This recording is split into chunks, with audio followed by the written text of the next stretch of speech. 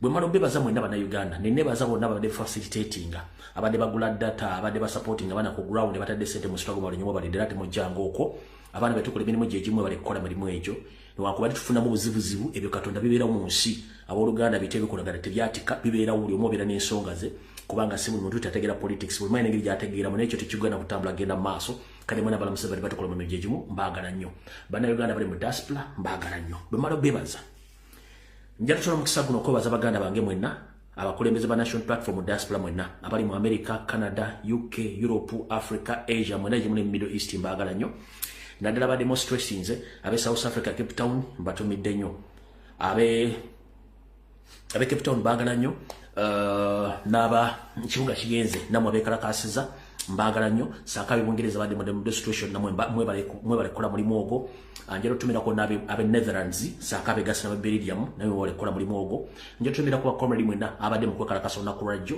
ndoza no radio muli abadde mu gwanga lya Canada bali kibuga mwabadde mwebale bakulembeze mwena njalo ko baza bana Uganda abadde mu America na ku radio nga mwekalakasa bakulembeze sako na mwale mwolero temujjango okwo mbagala nnyo mbamazo bankola ki obabuuzaako mwenna mu nsi yonna kati onakulwayo luli special one ngenda kusooka nsaba Mukama Katonda atuwadde obulamu okubanga omukulembeze waffe akyassa ng'enkwegezi kyamukubira enduulu sigenda kubyogera nganze wabula ngenda kubaako omusumba omu ate nga munnankyukakyuka gwe ngenda okuteeka mu essimu atusabire pulezidenti essaala then tusimbule video kale mumpe mwenda chike mbuli muoli fukamera woli tusabire president then tuyako tusimbule tugende maso eno yesala president yagala musabira lwa then tuyako tugende maso buli omusabira president katusoke tusabire president ngati tunatandika kintu kyonna all right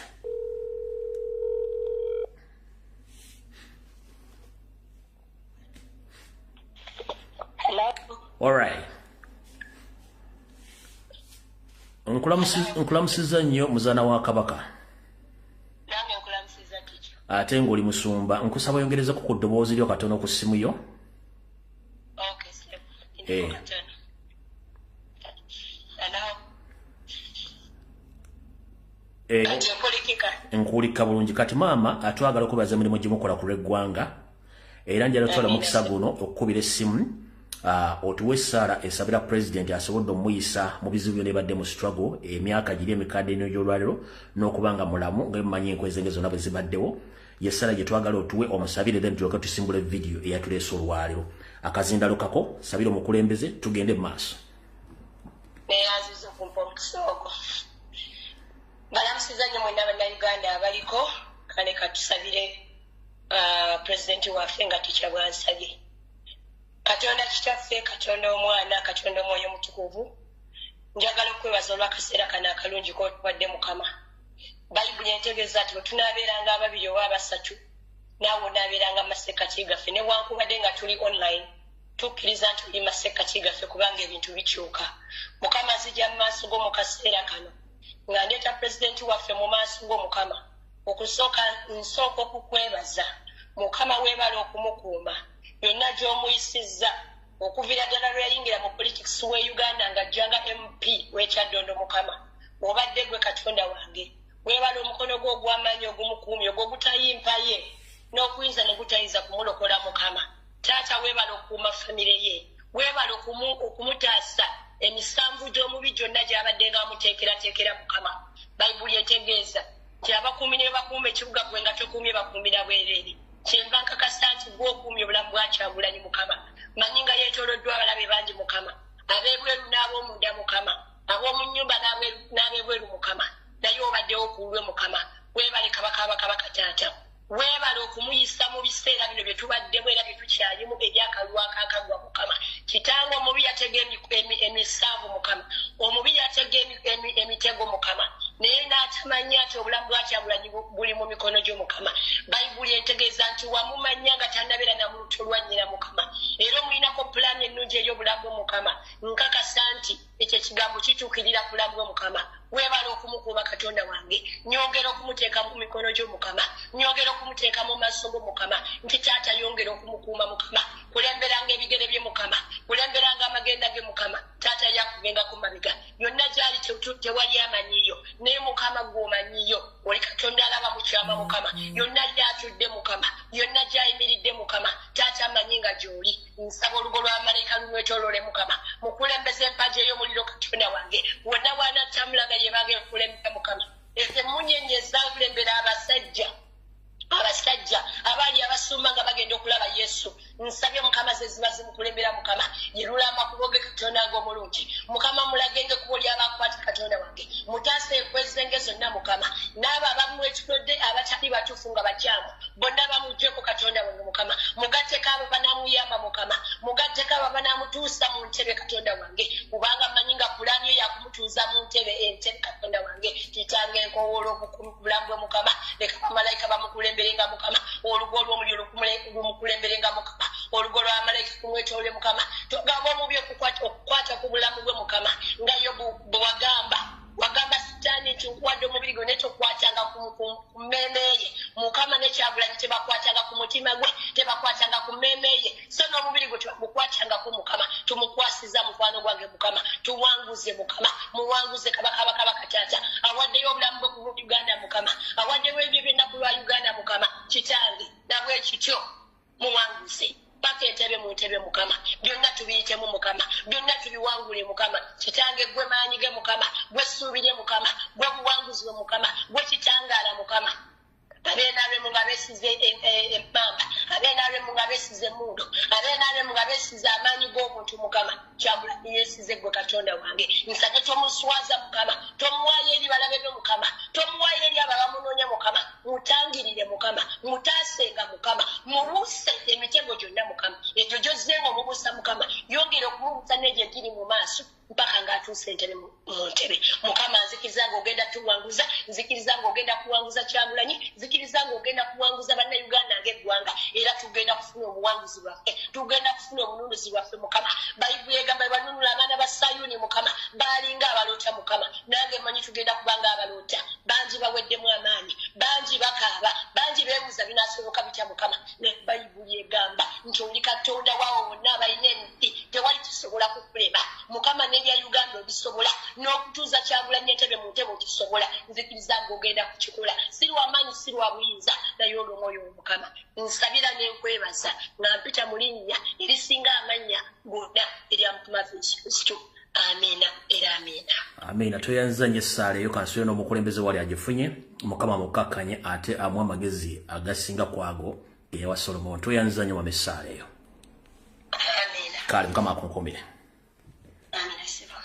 alright bwetyo bwe tumaze okusindikira essaala ey'omuliro essaala enaaza essaala ebudaabuda okulembeze waffe wonna waali n'okumusimatusa okubanga avudde mu kalulu kano nga muwanguzi ate era nga mugumu nnyo okusinga ku byonna alright essala bwe tugimaze njagala akatambi kano katandike akatambi kalyo tukatandise tutya buno bwebaka bwange manyi tuli mu kusoomozebwa okw'amaanyi bannayuganda abali eka bali mu kusoomozebwa abali mu diaspora bali mu kusoomozebwa bakomrede baffe bannaffe bali mu kusoomozebwa abalala baggwa mangu amaanyi ate abala amaanyi gabeeyongedde njala kugamba ekigambo kimu ng'amaanyi tegannakuggwamu oba tegannakweyongera nkugamba teri lugendo lwangu teri kintu kyangu buli kintu kibeeramu obuzibu n'obwangu njagalanga nnyo fokasinge ku buzibu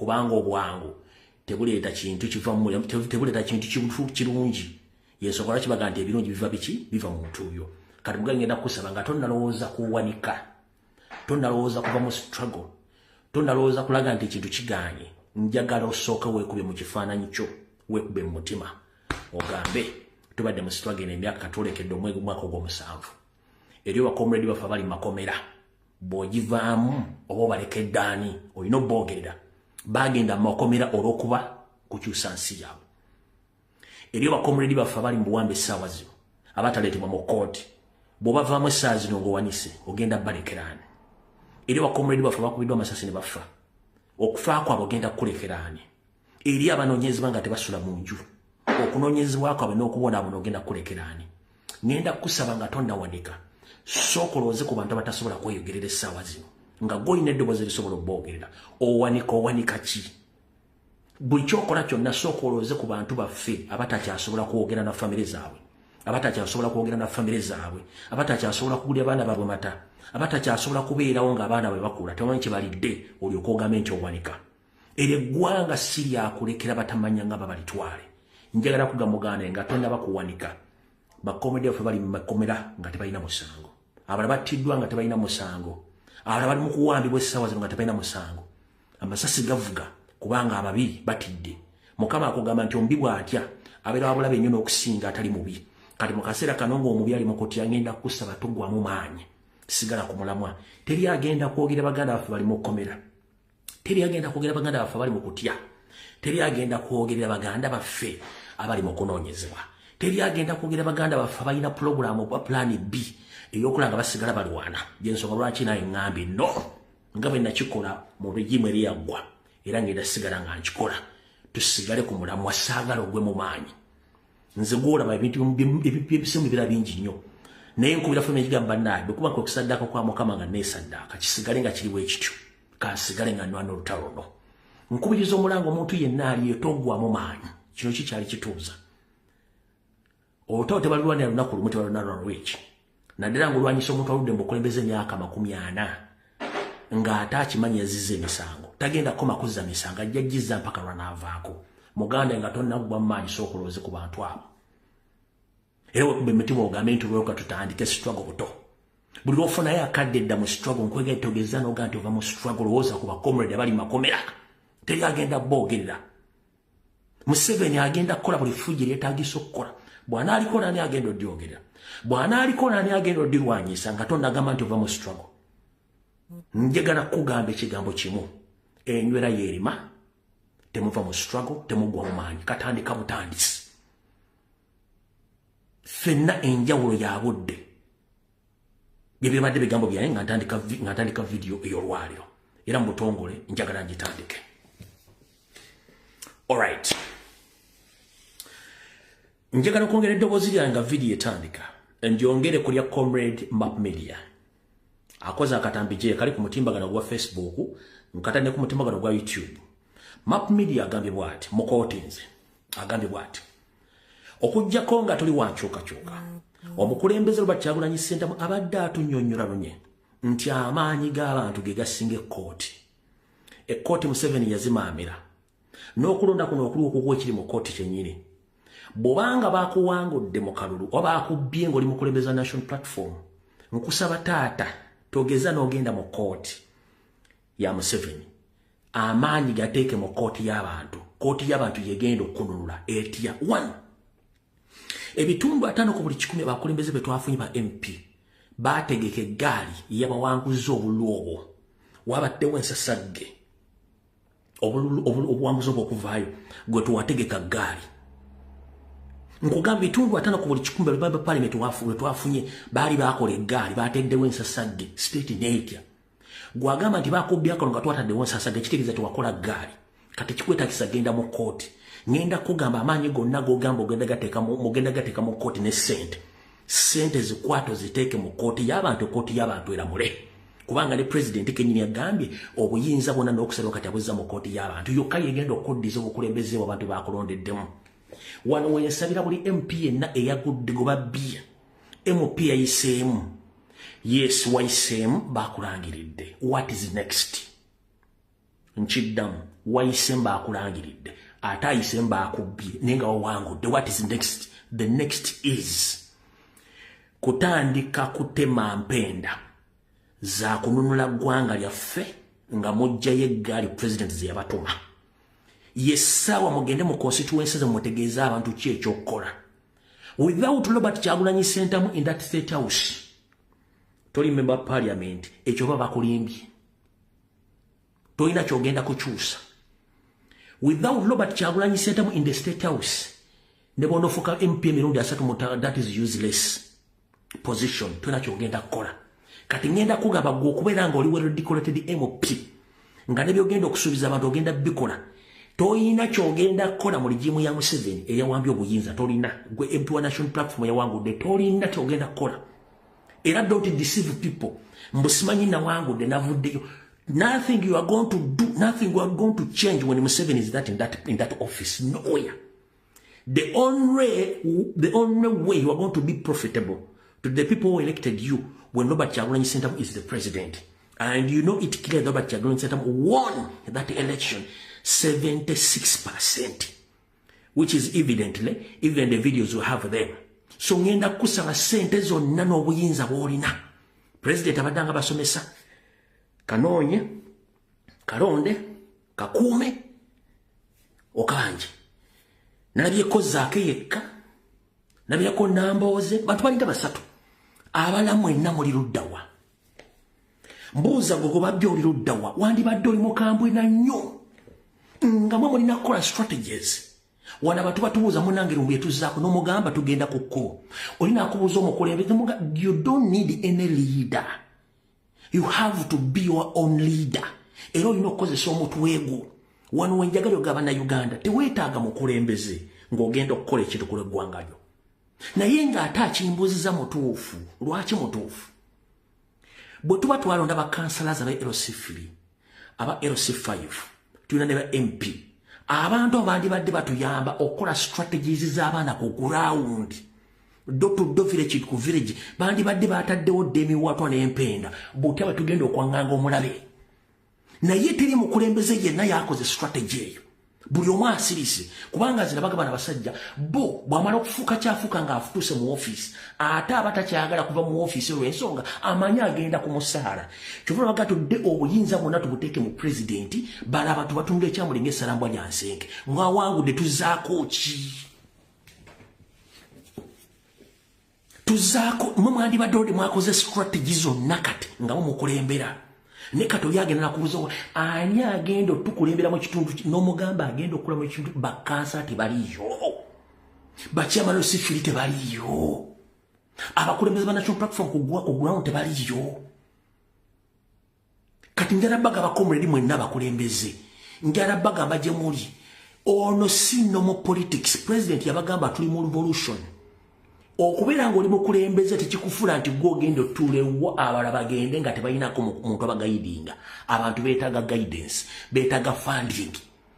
Ngenda kusaba buli MP yayiseemu, oli MP wayiseemu naye wayitiddemu ku kiki ky'ozzaako. Oli MP bakubbye akalulu nga nawe kimanyi yakubbye Museveni yabbye obuyinza bwa president ozzaako ki? Era gw'oyagala Victoria naawe ojagala ogenda jijjawa nga tuggyeko Museveni kubanga yakubbye naawe. Kati njala kuga buli muntu wonna woli buli mukulembeze. Togeza n'okwata ssente zo mb'ogenda mu kkooti ya Museveni muwowaabira. Bwe bakubbye akalulu. No, tokikola kubanga oyolona ssente. Oli bwe bayatutta obudde n'akuggyako ddira fomu n'akubbako obuyinza bwe bwa MP. Kitegeeza ne mu kkooti osobola muwonerayo. Awo olina kukola kintu kimu kyakabanja nakuggyako Museveni kubanga kisoboka. Lwaki kisoboka? Kankikunyonyole. One, government ngerudde mu buyinza emyaka 4 nga bannayuganda bagikooye nga tebakyalina musuubi yonna nti akalulu kali mwensa.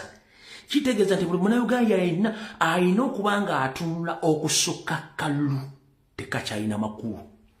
Ekinyusi kya struggle eno tubadde tukwatirira bannayuganda nga tubajja gye baali batadde mu demokulasiya ow'ekifere ow'ekiyaaye tubatunuze mu ange balaga tugenda balaga akalulu kano nti tekalina makulu. Era ne tubakwatirira mpaka ne tubaleese wano Museveni balaga akalulu tekasobola kukyusa buyinza. Ompulidde buli ng'ekiyinza okukyusa obuyinza mukimanyi bulungi nnyo. Buli muntu osobola okyerowoolezaawo nga si kigambye. Kyekiruwa gye bayita labadaba style. Labadaba style yeruwa Museveni takola yekka. Museveni akola n'abantu okuva ku LC1. Akola n'abantu abatunda amata ku ground. Museveni akola n'abantu bangi okutuuka mu State House. Okuli bannaddiini, okuli bambega, okuli abavuga boda, okuli abakola ki. Bw'oba oyagala kutandika kuba Museveni tomukuba waggulu otandikira ku grass waka wennyini ku kyalo w'osula w'otandikira. Bw'oba onookuba Museveni takola yekka nga Museveni. Museveni akola n'abeero LC1. Akolagana n'abantu ku byalo bambega bakola abo bennyini be mulina okutandikirako. ne babulwako obutuuliro ne bava ne ku kyalo ne bagamba nti ekyalo guno tekukyabeerako wa NRM, ekyalo guno tebakyabegayo, ekyalo guno tebakyabbayo, ekyalo gundi ensi etabuse tebatwagala, ekyo mulina okukola. Oli dandi oli kunju kuliko omupangisa wa NRM mujjeeko agende, oli atunda amata nga mumanyi mbega amata mumukoliko naye aveewo. Bwe muntu olina okutambuza struggle. Atakwagala nawe batomwagala, atakwagala oba omulaba, kiki oba olinda? Museveni tetusobola mukuba nga tuva waggulu, tulina tandikira mukubeera wansi, kubanga awaayo fuutu soja abeera ku kyalaawo, awaayo kansala abeera ku kyalaawo, awaayo amawulire agakwata ku kibiina abeera ku kyalo ekyo. Ompulira bulungi, kati mulina kutandikira ku bantu abo. Atakulekera nayo tomulekera ennyanja ekuttuumira etya. Akaluma kitegere twakawangudde bitundu nkaaga mwenda ku buli 10. Mbagambye mu video y'emisana. Ne mbagamba byabakama yalinkinze video nga yejjeeko ekikwa n'agamba njagala ndage bannansi nti baawangudde naye ndi ku mudomo gwa pisto kwe kulikinga ka video akasembyeyo kano njagala nkulage gwagenda okuwakana kuba abawakanyi banyize sigenda kuwakana naawe nkuwa information. Agenda okuwakana nti bakama siyalikinze information yeno muve kwegera so baterayo wakana nti eno information kuba eno yabadde laptop yabakama nga ya recording n'amala n'ate information yeno eyo. The results per presidential candidate Bulira Frank Kabinga party RPP votes received so far 84,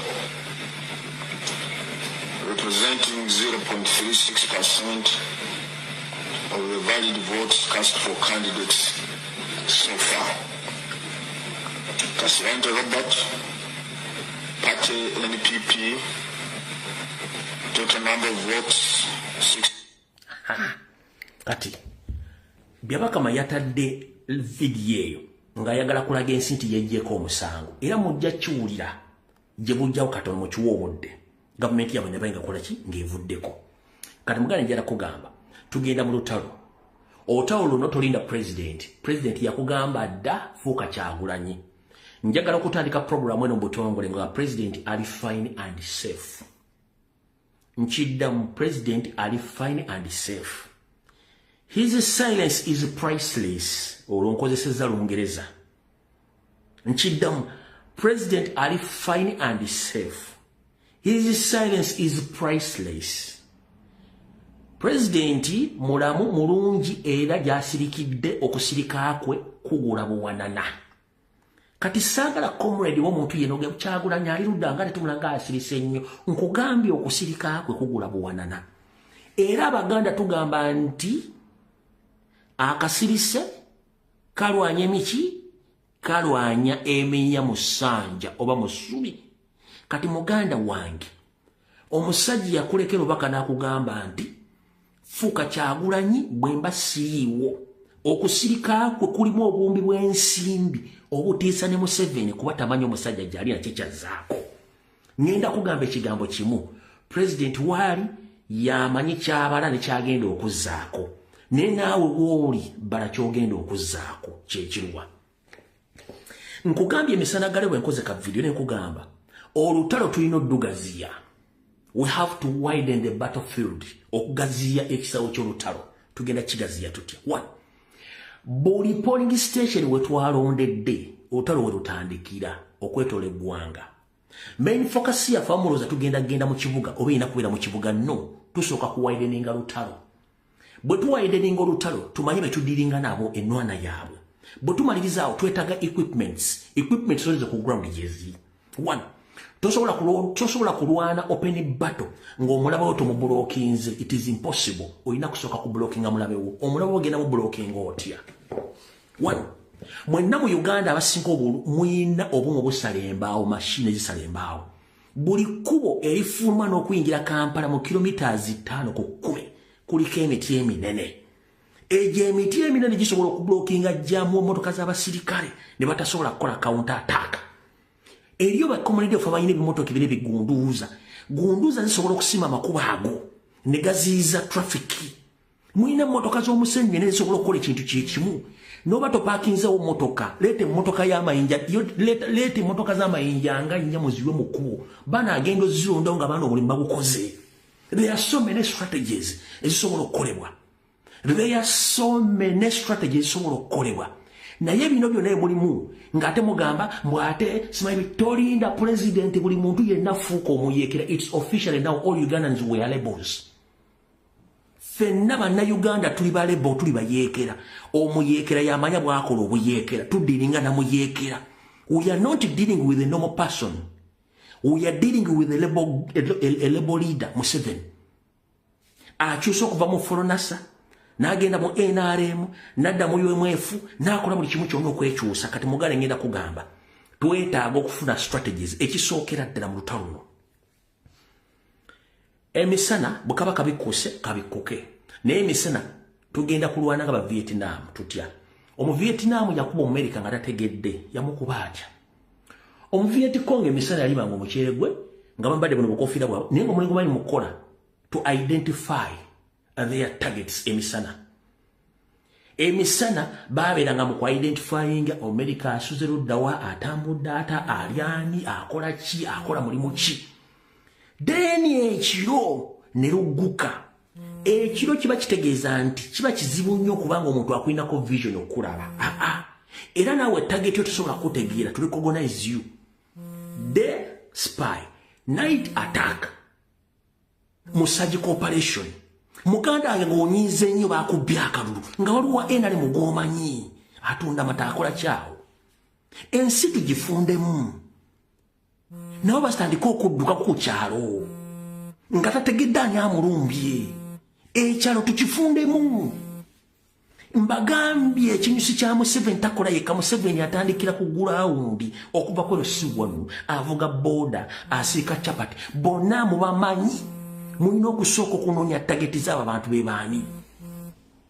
Bwe munaamala zitegeera mujja kumanya ekinaddako era ensi egenda banyomera.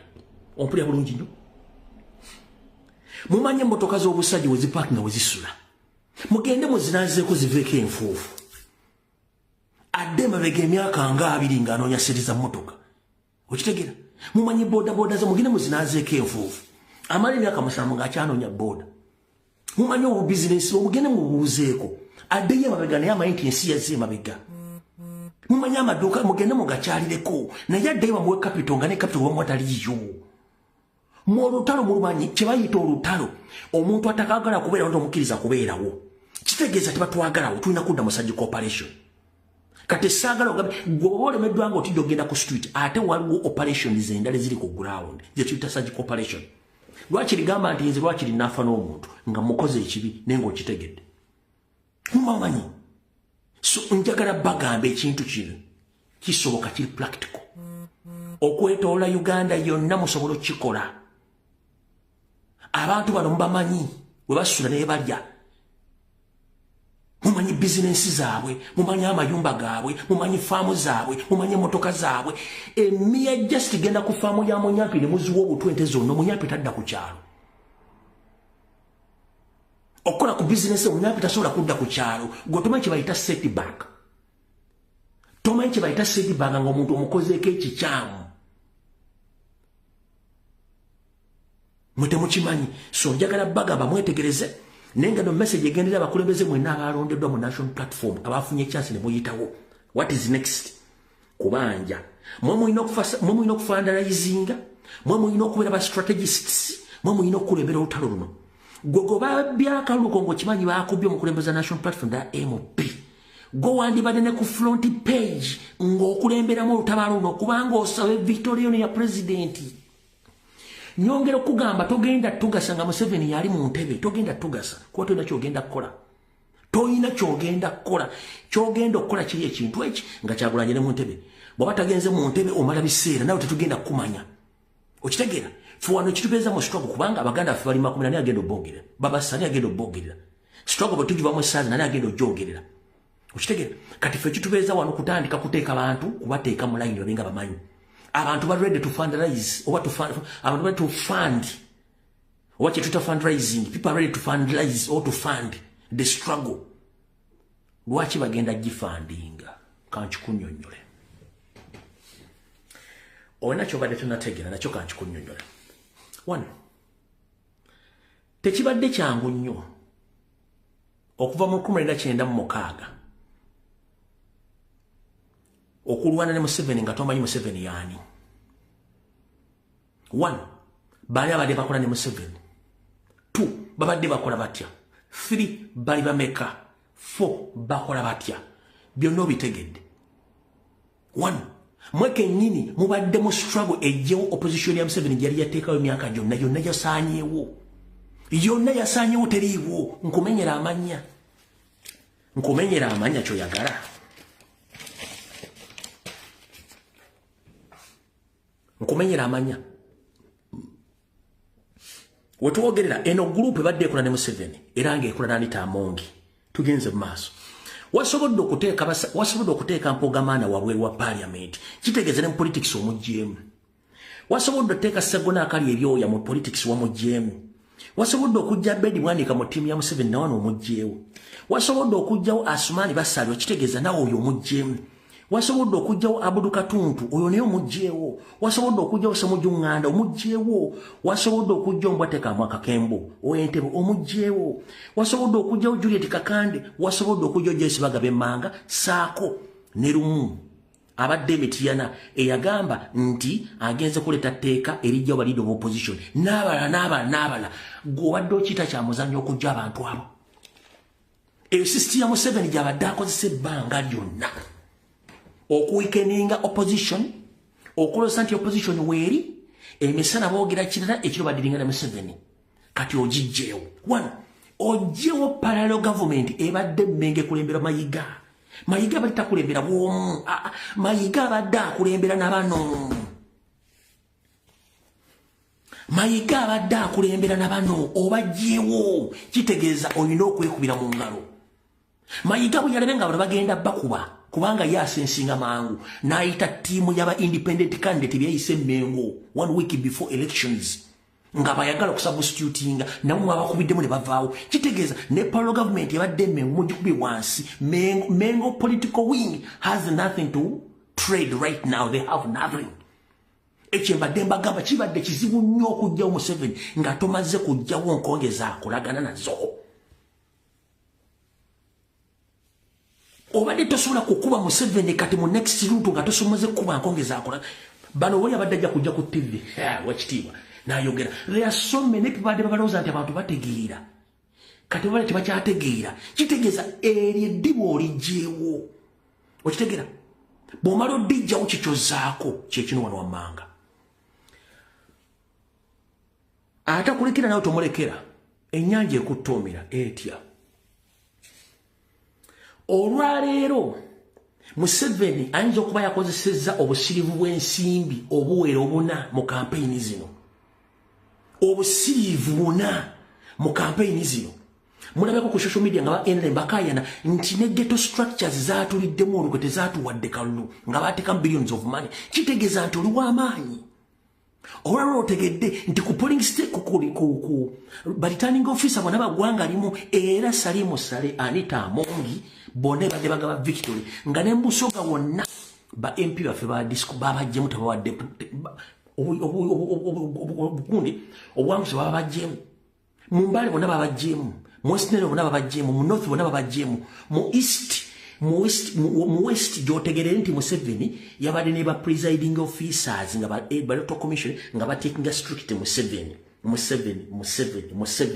nga tekuli muntu mulala nga jya wangu de Kyagulanyi Ssentamu obulu bwonna baabookeza. Olwalwo otegedde nti babuuza Simon Mugenyi byabakama mbereejo owaayi osobola otubuulira obulu buno gy'obujja nga talina likodi yonna. Bagenda kosa system ya 221 nga talina likodi. Kikyoba otegeeza.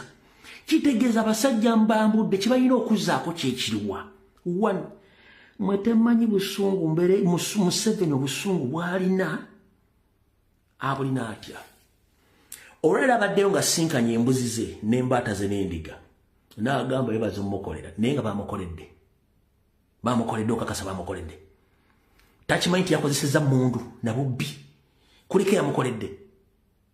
yamukoledde kwawe tekuli akimanyi kati abaana bonna bebatwala ghetto structures okukola emirimu bonna essaawa zino bagenda tandika kunyiga omukuo mujja tuwulira tigundi bamunyize bonna buno police constable batwala okukola bonna basuddewo ddengo ye badduse bagenza okubanja sente bazibamye gwe yagala kumanya nti kyenjogera kituufu gwe buuze essaawa zino buli wa NRM yego bakozesezza okuba akalwako ngukabba akyasobola okukuba essimu ze bamweza contact naye yazikwata bakyasobola zizikwata kubanga bali bakimaze ekyabwe kitegeeza tugenda muri yo struggle yennyini mugenda kulaba ku social media talife tubanja fete batuwadde fete batusasudde abagenda basiba kino kibagamba open one naku zomwezi 18 avuka ba ghetto structure bagenda tandika kufanga kiyenyi muri nti gundi yafudde gundi bamuse kubanga omulimu gwalesa gwabalinye ekyokubiri bakoze bikorobero bingi Museveni bamutegedde bikibya badakola kitegeeza nti feka tuli ku kituufu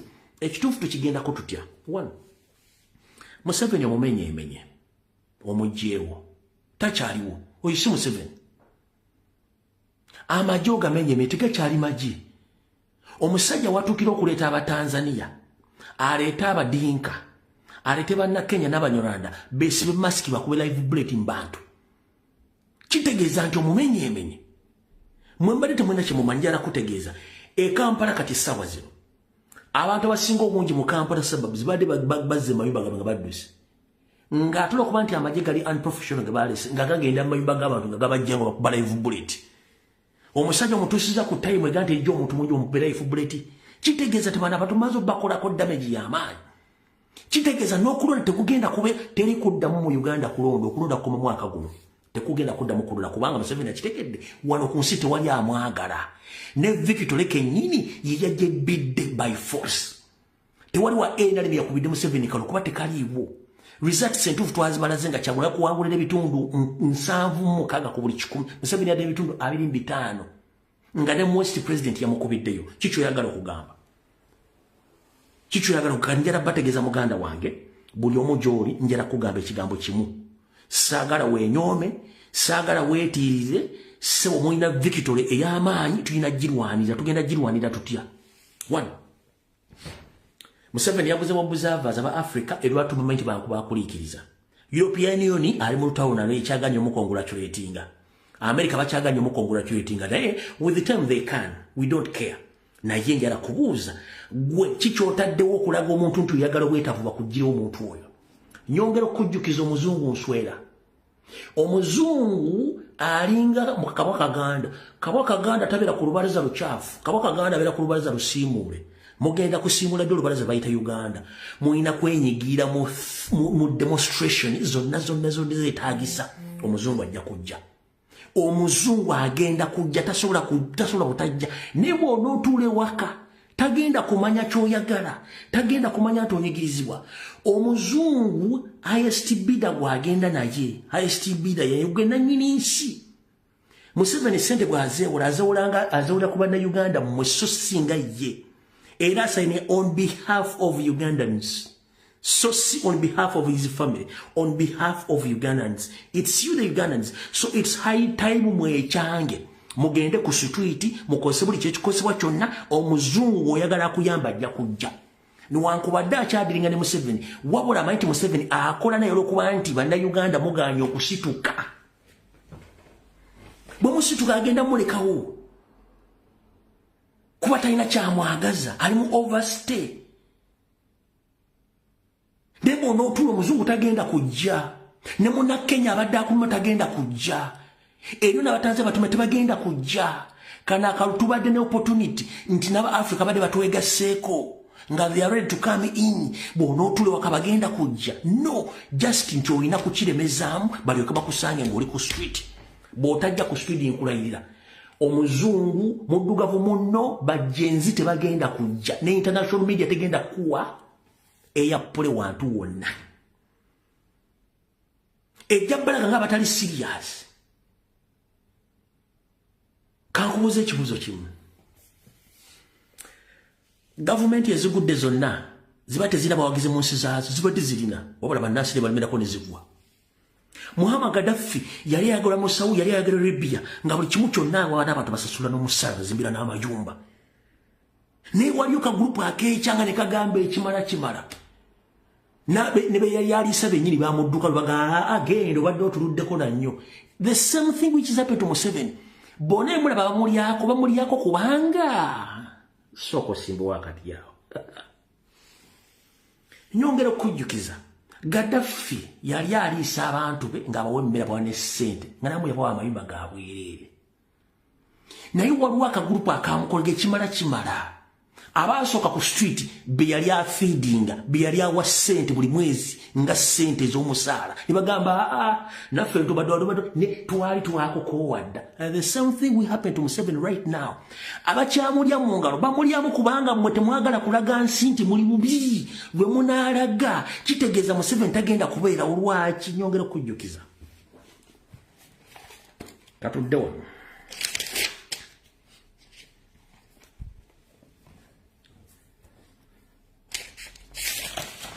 katudde wano dikiteta yenna Giovanni Gibulaga ayagala nnyo okufuga abantu abaavu kubanga abantu abaavu bano bangu bakukontrolinga dikiteta ayagala nnyo okumanipulatinga abantu abaavu olw'ensonga omuntu ng'alinamu akasente ke tosobola mmoteeka mu biboozibozi ebyo era naye omuntu omwavu aba talina kyafiirwa kati gwe bwajja n'omuliisa enjiri nga waliwo amuwa omugaati naye ng'ate gwe omulaga essamba y'eŋŋano nti mwe muva omugaati tagenda kulaba alina kgenda na wa mugaati mu luzungu bagamba bwe bati whoever celebrates Museveni's theft of our victory, he's a fool. Why? Because Museveni is good at manipulating people. Museveni loves poor people because he knows that when you make people poor, you can control them. You can manipulate them. Omwavu ekimufuula omwavu kwe kubanga asabiriza. Oyinza osanga omuntu ng'otibaga mugagga naye ng'akyalimu emize egisabiriza. Oyo waliwo kategori gye tubateekamu nti oyo omwavu asobola n'okubba ekintu oyo omwavu asobola n'okubba ekintu ky'omwavu munne kati ye kategori y'abantu boolaba buli munnaddiini gw'olaba ne Museveni mwavu buli gw'olaba nti omuyita mugagga ali Museveni mwavu si mugagga abagagga tebeetaba byabufuzi in fact bafaaniga bufaanizi okufuna regimu empya akiwakana kiwandike mu comment. Betuyita abagagga, they always fund revolutions. They don't deal with the governments. Kubanga government zigenda zibateekako emisolo ne zibanoonyerezaako kati okujja bwekyo the real rich men funds revolution for the good of their well-being and their businesses.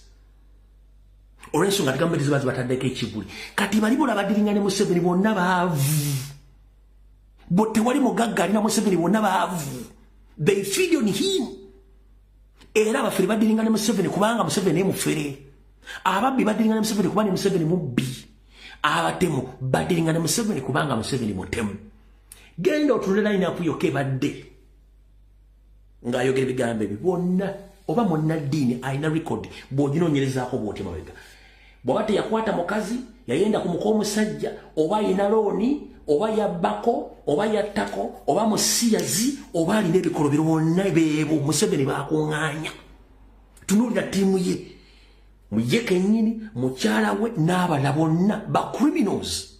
So Museveni yadiringa ne ba criminals adiringa n'abaavu kubanga basobola okumanipulatinga bw'omuntu batasobola mumanipulatinga tasobola kudiringa naye kubanga akimanyi nti amusinga okutegeera. Lwaki nze wano wenkwatira Museveni akabadiya eva ne muteeka ku kibaliya kabere buloge yeetunza okutegeera kwe mwavu takugaa nti alina ssente nno omuntu alina ssente tebagula butwegwe tebagula bwongobwe kabere YouTube anagaa nti alina ssente nga bamuguza obwongo bwe oyo mwavu talina ssente kabere munnamuli nga baguze omutwego oyo mwavu talina ssente abalina ssente baaganye n'abalina emmizi ku lw'eggwanga lye baaganye wabula balala talina mmizi ng'ayagala okugenda okugulibwa baabaguze endowoozayo naye jjukira bakwagalako tempulalire kakali bakwagala kubwagazi batuusa wo batuusa bwe kigoba tebakwetaaga ompulira bulungi nnyo kati olunaku lwolwaleero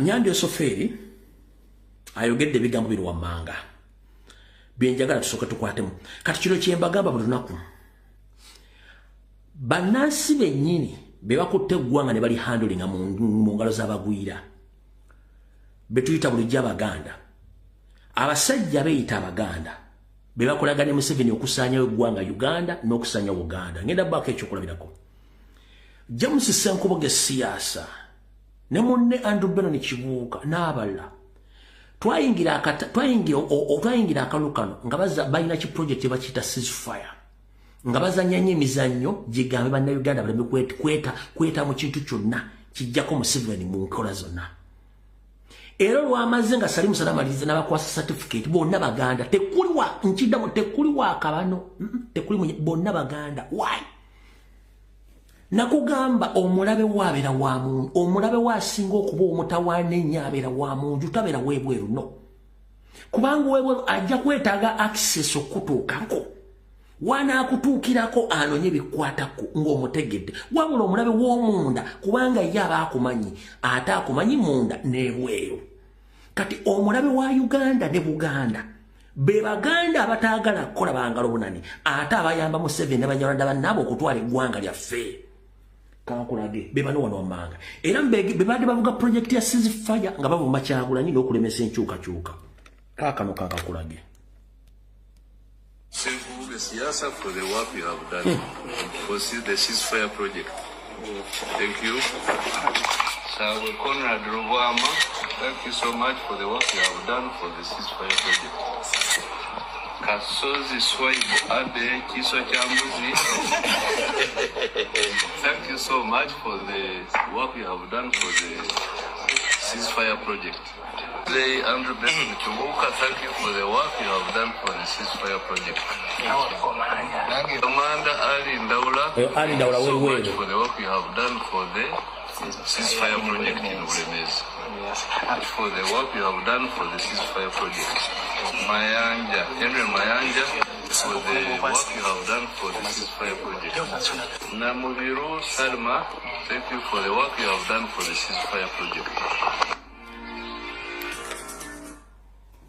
Kati awo olowooza celebrity wa kitiibwa omusanze oyo agenda okuwa akatwa offe era n'omulambo gulina okutegeera niyo yakuwadde akatwa eriyo abantu bangi bannayuganda bafudde ng'abadde abamuwadde akatwa celebrity amuwadde akatwa munnayuganda munne amuwadde akatwa muganda munne temuli munyarwanda n'ogu bonna Baganda be balwana ate Buganda ogisanyo nga bagiguza abanyarwanda ono bali ku musomo nkakuddiremu kankakuddiremu wano olyoka otegere bye nkugamba mulwawo nnyo okukkiriza njala kakuddira mubala bulungi nnyo oyo kisawo ovuga musajja musumaali Senkuboge siyaasa for the work you have done for the ceasefire project. Thank you. Sir Conrad Ruvama, thank you so much for the work you have done for the ceasefire project. Kasozi Swaibu Ade Kiso Chambuzi, thank you so much for the work you have done for the ceasefire project. Today, Andrew Benon Kibuuka, thank you for the work you have done for the ceasefire project. Commander Ali Ndaula, thank you so much for the work you have done for the ceasefire project in Bulemezi. For the work you have done for the ceasefire project. Mayanja, Henry Mayanja, for the work you have done for the ceasefire project. Namubiru Salma, thank you for the work you have done for the ceasefire project.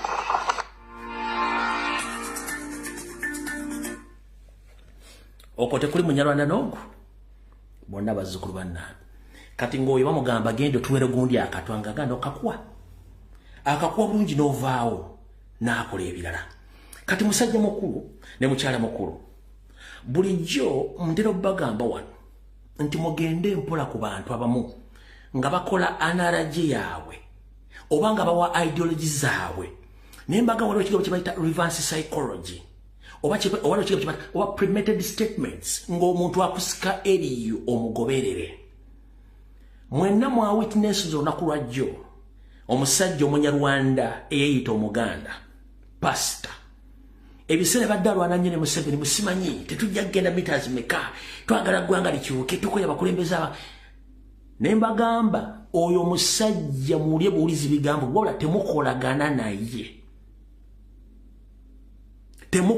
naye amaliriza ayogedde statement ki nabagamba Omunyarwanda nkwa olina yeekuulako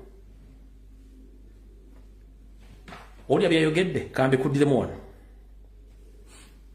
kasoke kakuzanyire wano nabagamba temwesiga kasajja ako nabagamba nti akasajja ako beba intelligence officer ba IO abasooka mu system ya Museveni beba intelligence officer basooka mu system ya Museveni era nga babegera ddala abantu batta baali bangi nnyo kati ne kafuna chance ne kafuuka akalokole ne kakola church era kabaddira kati kakyali kambega nga muwuloza ne musajja ategeera kumbe basajja ba Museveni bali bamukolera emirimu gikako yalokoyozayoza mwami Kyagulanyi olw'ekifo kyafunye n'obululu bwafunye oyo Ssegwadda Uganda kakati agikubyemu ekipaati ekimyufu kye tuyita painting red ekigambo kye bayita Buganda kyonna kumpi akitwale ekyo si kigambo kitono n'ekitundu kya kyenabagamba mu bulamu bwo teweesiganga muntu yenna ayitibwa Omunyarwanda naddala nga yayitibwa erinnya Egganda lwaki omuntu w'oviira ne wejjako erinnya ly'ezzaale oba eribbule ne weefuula ky'otali osobola okukijjaamu omuntu oyo omwegenderezanga nnyo mwenna kuno kwe muli njala bagamba weegenderezanga nnyo omuntu avudde mu mannya ge oli gino n'eggwanga lye ne yeefuula eggwanga eddala talikyuka talikwagala aba alina kyakwagaza era ku lw'eggwanga eryo ly'amanya erimuli mu mutima asobola okutta y'ensonga lwaki Abaganda manya batusse okutumalawo ffe Abaganda kubanga tetwamanya kigendera ky'abasajja bano abadde nga omukyaki nga ayogera ebigambo bingi bw'alumba Museveni mbagamba temwesiga kasajja ako nkamanyi akasajja Kasegwadda kasajja kabi nnyo ng'abanamuwakana kaali kategese ne programu ya presidential debate nenjikuwa ngera kagenda kuteeka bi debate bya bisiya nenjikuwa kati kamaliriza kagenze mukade katwalaganya Museveni the same applies to Ujingo bana abantu kasita yeyita ekintu n'ava mu ggwanga ly'ezzaale n'ayingira eggwanga eddala ne yeetuuma n'amanya kiri tekimuvaamu kimusigalamu ekyo kitegedde eddoozi olwaleero bwe tuva olwaleero Nyambi Osoferi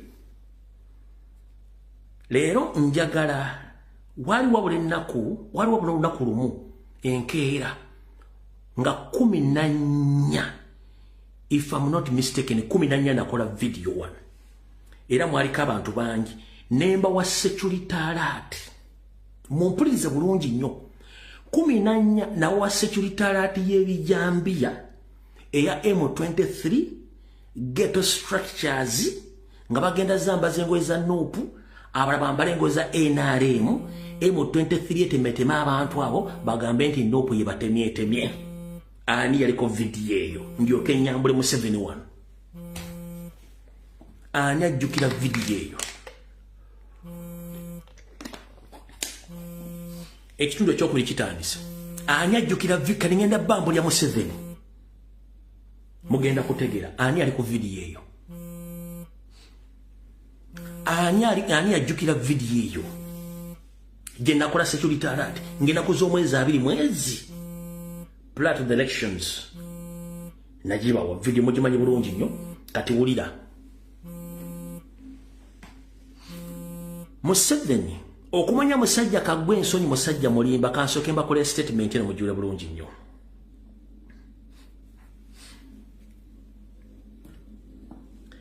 Lwaki Segirinya Muhammad yattibwa oluvannyuma lw'okugaana okubeera high witness mu musango gw'ebijambya ebyabivunaanibwa Robert Kyagulanyi Ssentamu Segirinya ne bamutta. Mujjukira mu 1998 Museveni bwe yattanga abavubuka emisana nga yambadde engoye za UPC najja n'alumba ate abazadde baabwe ekiro mulumbe nga zobba wababogono bakubagiza ng'ayagala abaana be bamwegatteko ye Museveni yennyini. Ani yatta Mando Zebula? Eyatta Mando Zebula yali Museveni kennyini ng'akosaba Christopher Damulya n'atuuka n'okugamba nti yes Mando Zebula abaana bange baamusse. I'm very sorry about that. Naye ng'amaze okukola kyamaze omuti kyetassassa Mando. Museveni yawa Mando mission okulumba Kyagulanyi amutuuseko obulabe. Mando n'agamba Mando n'asooka n'abanga akkiriza n'ambaga kansoke mala okudda ewaka nkole kinnerowooze. Mando Zebula Ssenyange n'agamba Museveni n'abagamba abantu bita sijja kulumba mwana wa Buganda Kyagulanyi nkuze naye ogw'omulimu gunnemye. Museveni yasindika tiimu ye ng'ekulembeddwa mu Christopher Damu ne batta Mando Zebula Ssenyange misana tuku ne bakwata miliyoni aga ne bagawa mukazi we n'abaana. Family ne yawukanamu bange mutabani wa Mando Zebula mufo ky'okukikira mutabani mu kyojo kiki ekitaawe ne yayonooneka yafuuka bayaayi kati yafuuka akolera NRM professional n'agite ya kitaawe omukazi akola birala okitegeera bulungi nnyo n'amuttira bwayise tugenda mpola mpola yamwa miliyoni aga 5. It is very shameful to see a 94-year-old man with grey hair telling ugly lies about Bobi Wine on microphone. Talking lies when Bobi Wine was in Masindi. He said the money from oil should be 8. Museveni yatuuse n'okugamba nti Robert Kyagulanyi Ssentamu yali ewoyima ng'anoonya akalulu na video mwagiraba. Museveni yagambye nti Kyagulanyi yali kulaale yagamba abantu b'e Bunyoro Museveni muveeko mu mpaakalulu ssente z'amafuta tugenda zirya ffenna. Sente z'amafuta tugenda zirya ffenna Museveni muveeko. Museveni yabyogedde. Mwenna abaali ku vidiyo eyo President yagamba kyansonyi nnyo nti abantu Abanyoro babajja ku ttaka ne bateeka mu concentration camps nga tebasasudde. Kyansonyi nnyo amafuta g'e Bunyoro kubanga bannannyini mafuta tebasobola kufunako mugabo gwabwe. President n'abagamba nti amafuta gano bwe mumpa obuyinza ngenda baddiza ebitundu 3 ku buli 100 ku mafuta gammwe. Gavumenti etwala ebitundu 7 ku buli 100.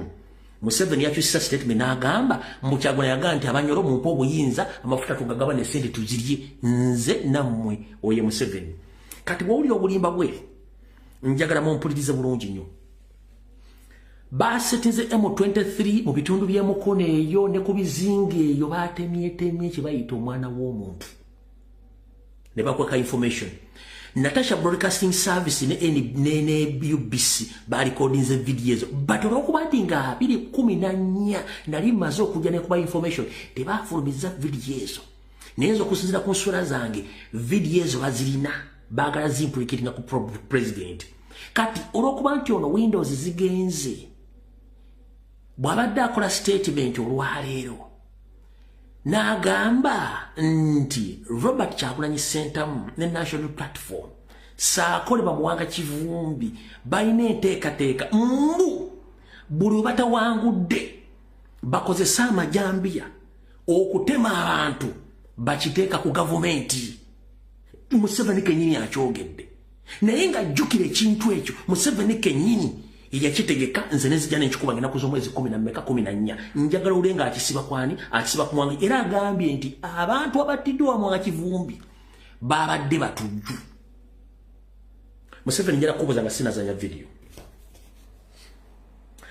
mu Arua wakwata president waffe n'omusibako emmundu n'emisango gy'obutujju. Emmundu zaalagawa mu Arua wakwata emmotoka yo n'ogikuba endabiro wamu n'ogiyuza n'oga Kyagulanyi yagikubye emisango gyalagawa. Ompulira bulungi nnyo tugende empola.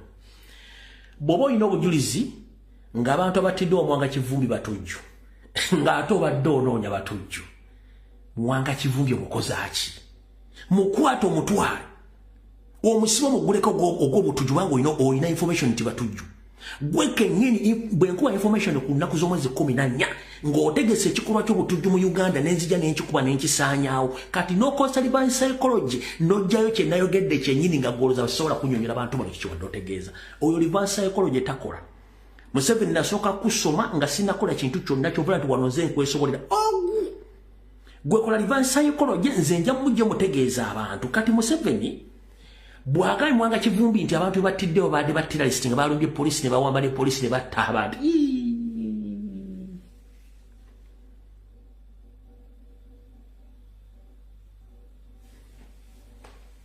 nakulwisaayo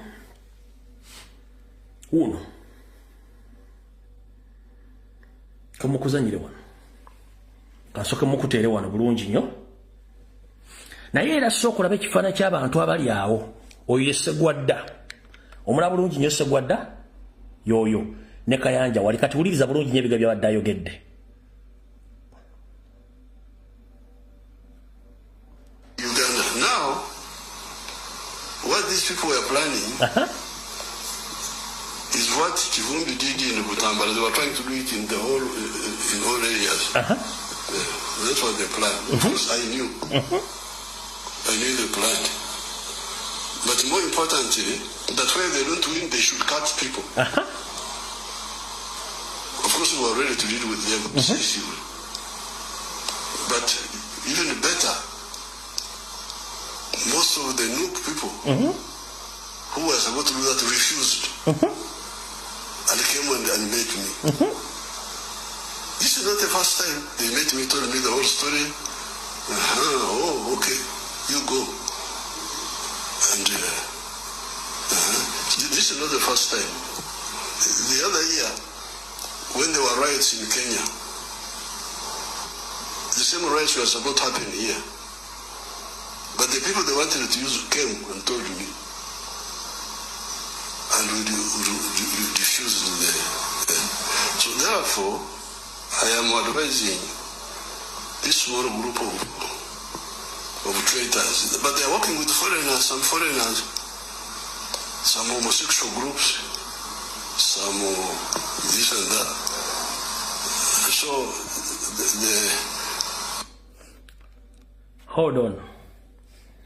Agambye nti ye yakimanya ojjukira namukuba 14 information agikuba 14 kati akugambye nti Mwanga Kivumbi ne Kyagulanyi bebategeka ekintu ekyo mbuwabula Kyagulanyi bye yali ategese bagendewe mu State House ne bamubuulirira ne bamuwa information ekwatagazi ku kintu ekyo n'akugamba ne wali okwekalakasa Kenya mbwe byakitwali kive Kenya kyali kijja Uganda mbwe Kenya ne bavaayo ne bamugamba nti bagenda kwekalakasa mu Uganda mu gicho batwekalakasa Kenya kati kino kanki babule psychologically ekyo bayita reverse psychology. Mu reverse psychology omuntu asobola okuvuga nga akujja ku kyoliko n'akuzza ku kintu ekirala akulozese ndi kituufu naye ng'alina kyavuga. Kati omwami ono bw'akugamba nti abaali bagenda okutemaatema abantu baasooka we mugamba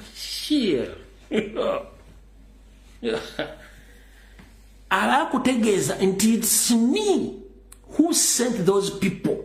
Naye ye n'akikyusa n'akikonvatinga n'akizza nti bajjewe n'abe Kenya abaali bagenda okwekalakasa abatta abantu. Jjukira n'obujulizi tuwulina nti abantu abasajja bakubanga emmundu Kenya okutta abantu baali basajja ba M23 n'aba SFC yabasindika abatta abantu mu kwekalakasa. Kati wali akulaga ekifaananyi yejjako tiyakuliyetinze n'akisiiga omuntu omulala. Museveni, at your age and your advanced psychology, you should stop lying and blackmailing propaganda against your opponents. We know you are not a good politician. You were trained jungle politics in Mozambique. You were trained in jungle politics in Mozambique. And we know what is jungle politics is. It's all about blackmail, propaganda, changing words, camouflaging, torture, killing, kidnaps, frustrating your opponents to get what you want. That is exactly what you are practicing in Uganda. But we are in the modern society whereby we can retrieve and we can convert all your lies into the known truth about your history. History doesn't favor you in such political arena. No! I exposed you on 15th of January about this plan. You executed the mission of killing indigenous Ugandans, innocent people in Butambala, almost 20 of them. But you publicly came out and you said that Mwanga Kivumbi and Mr. Robert Kyagulanyi Ssentamu, they organized gangs to slaughter innocent Ugandans. It's you. Because I have evidence, and I played the evidence, I showed the evidence to the people here on 14th of January, that Museveni is planning to do this and this and this. Is exactly what you told those people who came to witness your forgery. I know how you work. I know whatever you plan. Because I received intelligence on their basis about your data plans against Robert Kyagulanyi Ssentamu on national platform. And even you had a plan of abolishing national platform, we know that. You had a plan of arresting Robert Kyagulanyi Ssentamu. But unfortunately, social media has exposed you. So today, Mwanga Kivumbi has already replied to you. Listen.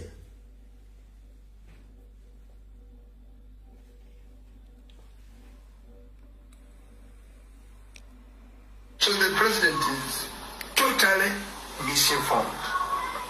Totally out of for him to say that gangs attacked a police station. There were no police station that was attacked. It is the military that descended to people in my home, and these killings happened in a garage in my home. So there is no way you could say, and we are going to put him to shame, because in that place I have cameras. Not only cameras, there were people who recorded videos. That's why after killing all the people who are there, they did another firing and ensured that they retrieved every dead person and parked trucks and took them to Congo Hospital. We have footage of soldiers carrying dead bodies. We also have a footage of 2 soldiers that were shot at the site. Therefore, for him to allege a terrorist act on me and on any of the people who are victims of state violence is extremely unfortunate and unbecoming of a head of state. Is he misinformed? Now, if he's misinformed to that level, then I wish for the country that the president no longer gets a right briefing. Because as a president, you are the number one consumer. Honorable Mwanga Kivumbi, Museveni is not misinformed. Museveni is the master planner. Without Museveni, there is no NRM. Without Museveni, there is no Salimu Sare. Without Museveni, there is no Muhoozi. Without Museveni, there is no Janet. Without Museveni, there is no nothing called National Advance Movement. Everything rotates on Museveni. It's good you witnessed the massacre of almost 10 people plus in your home residence. After that killing, the same people handpicked all the dead bodies and they ran away with those dead bodies.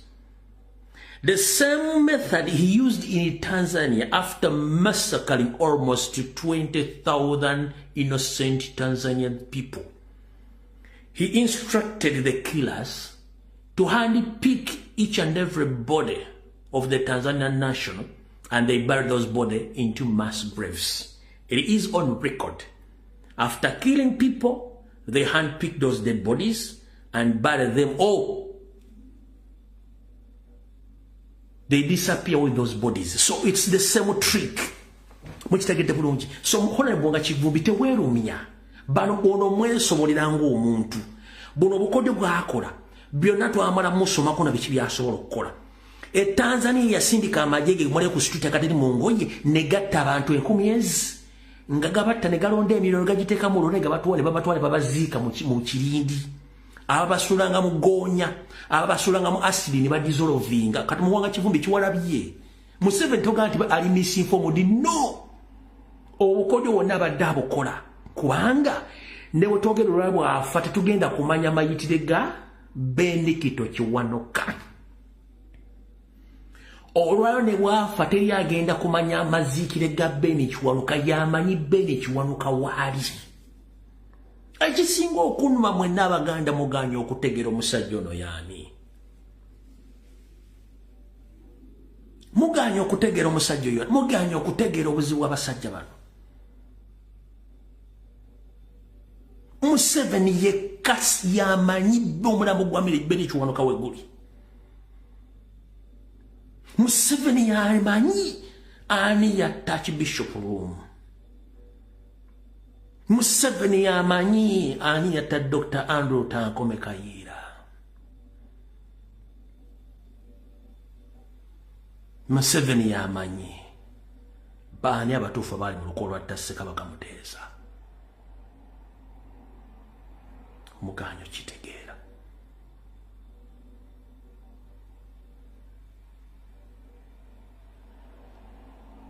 Bwembanga asobodde okujjayo information enjikuwa ng'ennaku z'omwezi 14 nababuulira kikyagenda okukola kyaleese n'akikuteekako.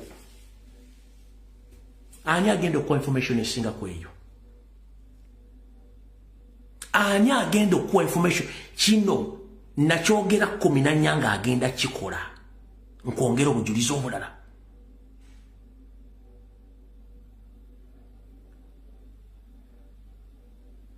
Nkwongera obujulizi obulala okotegeere gumudiringa naye.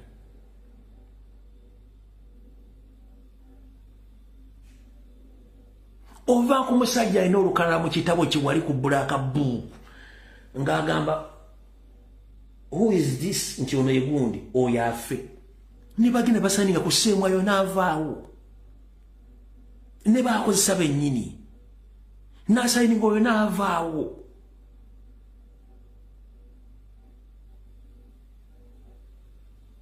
Mwanga Kivumbi bakubbye akalu.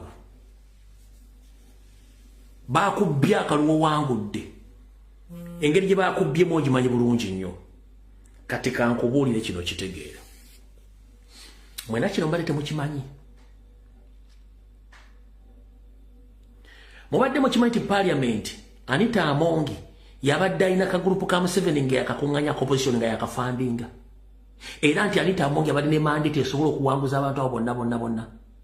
Era Museveni abadde asobola okukozesa amaanyi gonna ageetaagisa okulemezaayo Sseggona, okulemezaayo Mpuuga, okulemezaayo Bedi Bwanika, okulemezaayo Kantuntu, okulemezaayo Ssemujjuŋŋanda n'okulemezaayo wabula olw'okuba nti yabakozesa public ebategedde bamulidde ssente nnyingi mission ez'abadde agana zifeyiringa abadde alina obbaleka ne bagenda n'abateeka mulimbo ng'oggyeko okuba nti nuupu y'amaanyi twali tubeetegekedde but nga babbye obuyinza bw'abakulembeze bafa National Platform oli mulinda mugga bwe badde basobola okukikola ku Mpuuga n'abalala but olw'okuba nti bano abadde abafudde embwa nga tezikyalina makulu anoonya bwazeetikkulako yazirese yabadde asobola okukwata n'asobola okuba basese Masaka wonna ne basaasaana n'alangirira Mpuuga n'okuba takyalina mugaso bonna yabatadde ne bagwa flat. Yes, amaanyi tubadde tugalina nga tusobola obbakuba but genuinely yennyini yabavuddemu kuba ezo omwe yabadde yasindise ku jirikiti bafuuka public nuisance. Soko tuneko mu ange eyo nga tunatuna mu ange ondala yo tunako mu ange gyenkulaga. Museveni teyeebirabya tasonyiwa atakikola. Museveni the moment omukolako n'ebeera statement emu n'agifuna ng'asirika ng'anoonya ye kyamanyi kiri ekintu kimu make people poor then after they will come running for food because they want having food. The moment you go to him, agenda kukola chayagala kuba he doesn't forgive, he doesn't forget. Mutamaguzi ya wangu de buli kimwe kyetaaga okuniriza kisaazi balazi. Due to state power, bamubbiwo binamaanyi namugga. Kati yuko bayita Museveni akukozesa n'amana n'akusula ngotekyera mufuse public nuisance talina kyakwagaza. They are lucky that they say uyo gwe bayita Museveni. Era bwe ndaba omuntu wali asereza Museveni nekusenga yira bona agenda okufiira obwerere. One, kakunyumiza mu kano katriko kwategeera batubati tunakategeera. Museveni akwagala nnyo ng'oli eri era bakwetegereza bulungi ng'omukalakata naga oyankalakata oyo ng'ankalakata nnyo. Nkoze ntyo mufuna. Nkiddamu obeere no mu opposition omukalakata ng'akwagala nnyo. Asooka n'akuteeka ku bambega ne bakubega bw'olema okubega n'akuteeka ku bambega baagala okutta bwe balema okutta n'asalawo negotiating naawe. The moment you accept to negotiate with him, nova joli n'akuleeta n'akuwa akasente ko you are finished. Lwaki? Tolina value added gy'ogenda kwongerako NRM naye tolina gy'ogenda mwongerako nkulayirira. Tolina value added gy'ogenda mwongerako nkulayirira. Abadde ayagala kujja gy'omukolerako damage n'akuteeka n'otasobola mukolerako damage nga tolina ky'osobola mwongerako kubanga you have nothing to add on him. Oyo gwe bayita Museveni.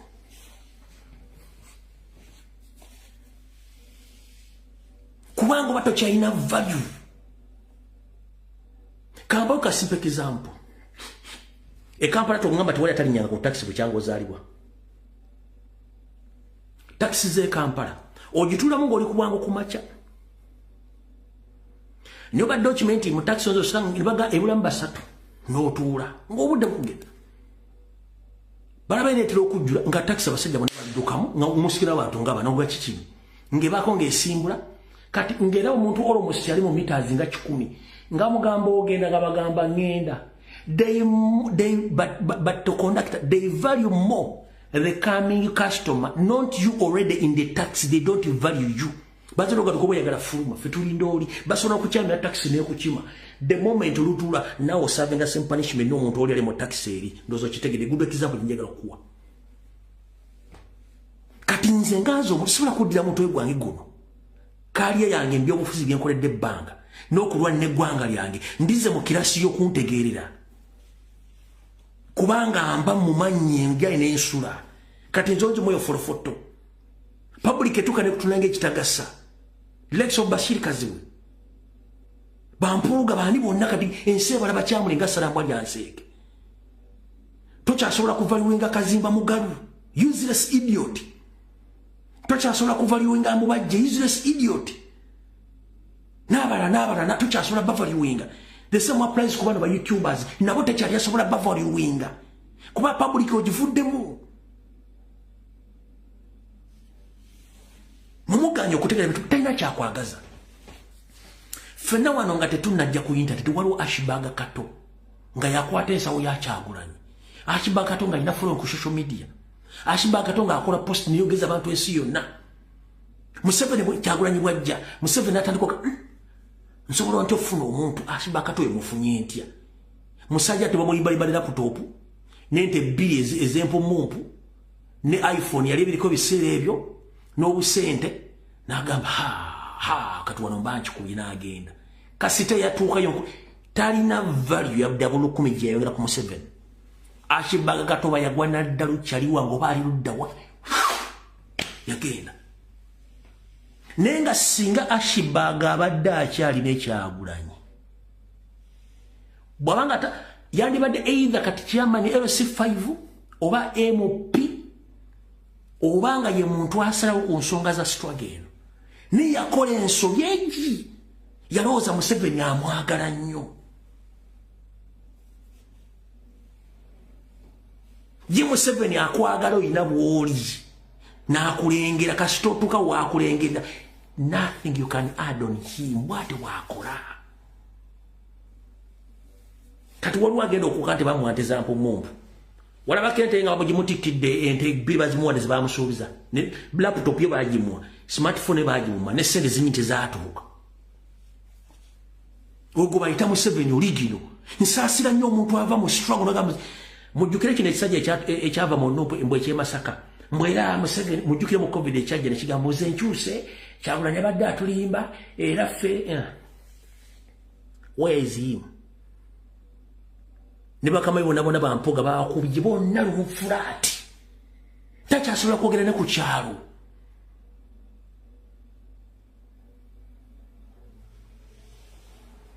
nensasiro omuntu ali mu Canada ali mu America ali e Bungereza ali mu diaspora ng'omuzira gukubidde emyaka oba gukubidde emyezi ate ng'oyagala mbuwagira Museveni oba otegeera kyekyakfunisa passport ove wammwe bweba waliwo balungi kubanga ekyasooka okujja ewammwe yali economic factor ng'ojjeko insecurity kubanga insecurity is affecting aba asylum seekers ba political asylum seekers 70% of Ugandan diaspora they are the economic migrants ekibafula economic migrants kubanga they can't afford life in Uganda income and expenditure tebakwatagana omu mujja wa munne oyingiza kitono spendinga kinene bakubanja nyingi osasula ntono oyina kubinyika mu nsonga tikangende ko muzira gunkuba emyaka bwegiti noyikirayo windows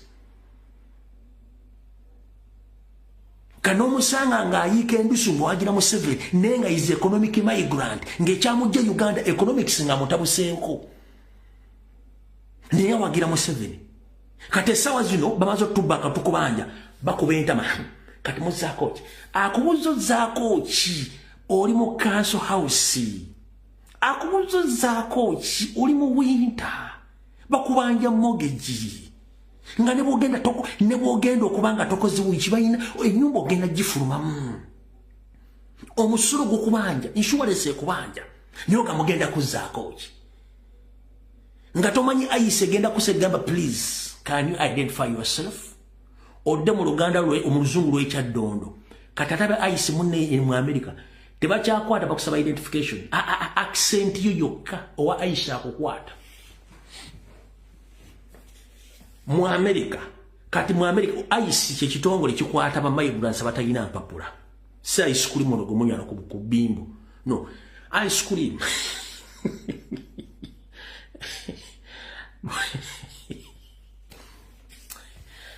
amala okunya ku mazzi emmande labika erinnya kati mmande labika erinnya ekitongole kya ICE kati kikigamba kati bakubuuza hey how are you the moment accent ye ekyuka nga si yakimaga janguwa you a foreigner passport or green card nga tolina bakukwatirako accent kati tebakyanonyi akubuuzabuuza mu lulimi lw'Olumerika nodda mu luzungu lw'ekyaddondo omusajja ga bottle of water was a bottle of water janguwa soko je gundi toli wawan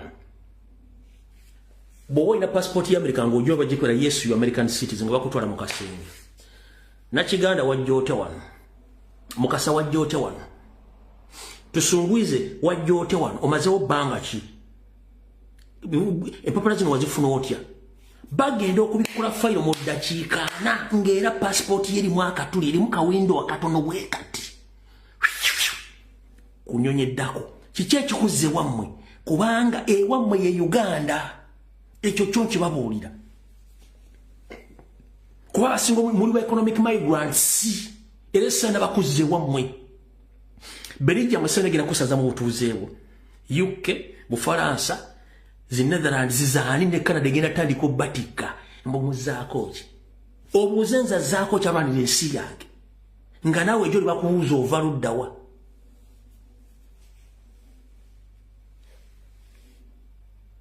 nango wano bakugamba ekigambo kimu wante wali mutake muddugavu abatake bonna basiya bava Afrika naffe bakitugamba wano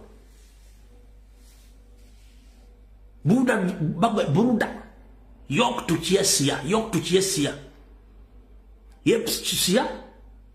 Afrika ama Amerikana bwe batabakyogera nti abadduga batavudde mu Afrika bava mu Amerika kale mu singo bituva mu Afrika baga muntu wanti wali mutake mudduga that is it okitegera kale kyenkugamba nti mulemedde okulwanira ensi yammwe erina buli kimu mulimu okusirwala bajja batwalako kyenkugamba buli kyonna ekyetagisa okuwaayo kiweeyo kankusunyo katono nnyo abasooka okutwala ensi eyo gikulembera Uganda baali bagitegekedde nga Uganda nsuubuzi ng'ekola buli kimu etondawo emirimu gy'abantu nga buli omu afuna kyalina okufuna ng'obulamu tebukaluba after Museveni taking over obulamu ne butandika okukaluba ne badduka ne batandika okufuluma si kyekyali okwagala kwabwe ne batandika okufuluma ki ekibafulumya poor economic situation na biki bigenda mu maaso ne bafuluma kati gobodde okuba ofunyemu akasente nolaba ng'ozimbye you are nothing in that country you are more valuable in your country but which country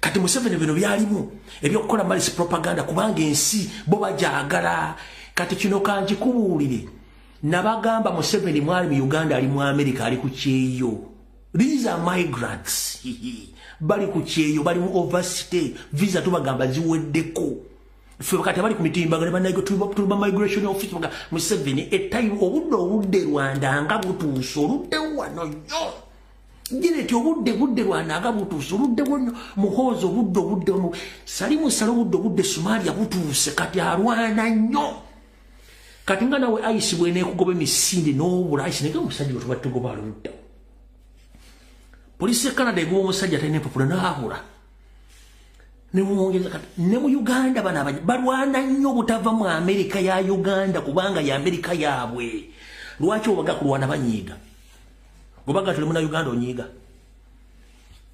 Uganda ya Amerika y'Abanyarwanda kyovula balwana nnyo obutavaawo wato kimanyi gomunyana mugati dewa mu Rwanda agenda kunyiga agenda mu muntu agaza kikati muntu sosolo azifu wabo wawunya kati balwana nnyo kuba kimanye wabo tabasobola kubeera yo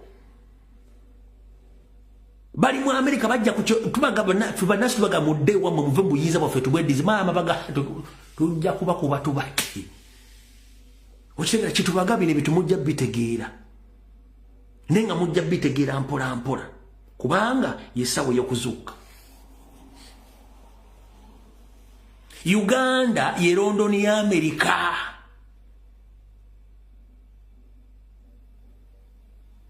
kinoonyerezeeko ojja kifuna Uganda ye UK ya Rwanda Uganda ye Amsterdam ye Rwanda kyovula bagamba okudde bayomba nti obazaawa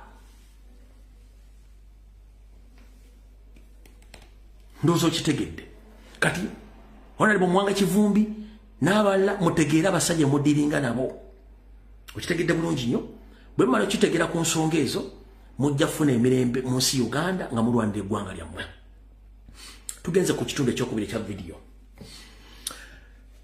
Vice President waffe ow'Amaserengeta omukyala Jacqueline yawambiddwa naye eno engeri gye bamugye mu maka ge omuwamba omutwala nakadde tamanyi emikono giyitawumira muwemba bwe bate bamuwambye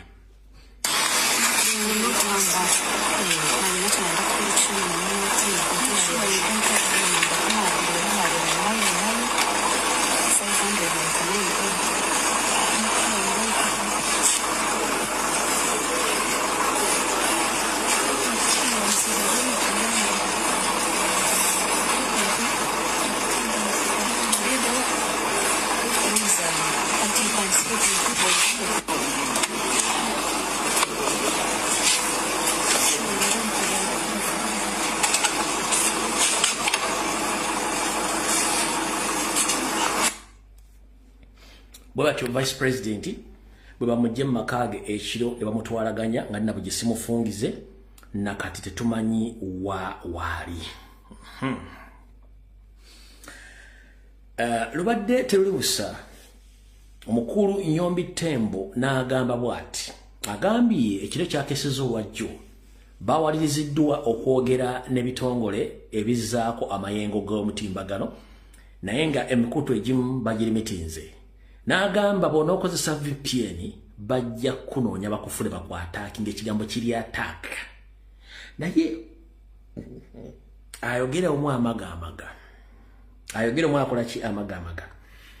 Njagala osooka owulya statement ya Nnyombi Tembo, Minister, Director akulira Uganda Communications Commission. Mu mutwe gwo oteke comment awo nga soogedde ekigambo kyonna ku byayogedde.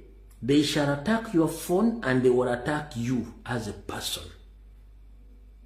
Ng'okozesa VPN. Kati nensooka ne neebuuza psychologically.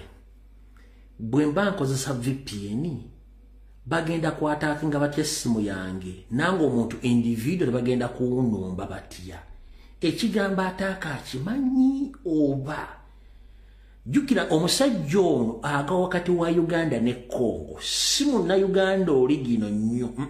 Waliwo akatundu akali wakati w'Obwakabaka ku booda ya Uganda ne Congo ku side y'Obwakabaka bwa Rwenzururu eyo gyagwa. Kyova olaba is more looking like a Congolese, and somehow it looks like someone from Rwenzururu or from Bakonjo. So ali what? Bw'omulaba afaana Abakongo ate bw'omulaba afaana muki ayina akatundu kavamo ku booda era balireete basala n'okudda erikana nga bulabe Busia aye Busia basala ne badde Kenya nawe Kenya badde Uganda. Nono Nnyombi Tembo bw'atyo bw'ali. He looks more Zairwa and he looks more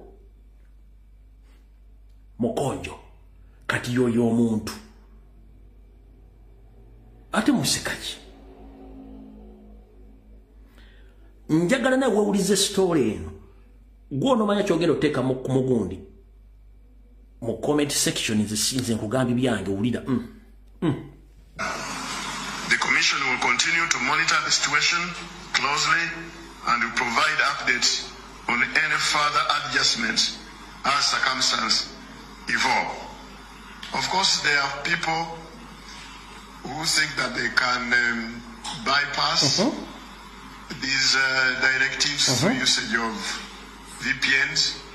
Well, but I want to tell you that we have reasonable capabilities now, especially if you use that bypass to break the law, to attack you directly. Attack you directly. Attack your device directly. So be very careful. We don't want to go that far, but if you bypass these restrictions and use the bypass to break the law, don't be surprised that we may attack you and your device may not go on the network again. So be cautious. Don't want to do this without warning you. I want to warn you. Don't break the law. If you bypass it, VPN is there, we know it. You do your normal things, what we use social media for. Like I said, the 3 E's, enterprise, entertainment, and empowerment. You are connected with your loved ones. Who cares? But when you break the law, our antennas are really up. We may end up really going for your device because you are breaking the law. We can't allow anybody to use these platforms to break the law.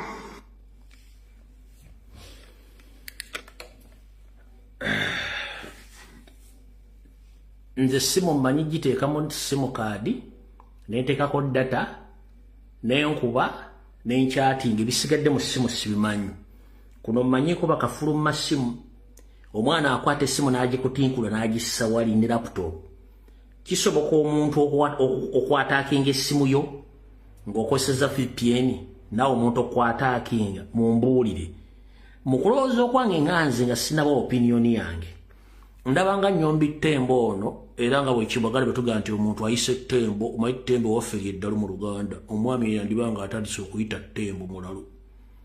Mbu they shall attack you.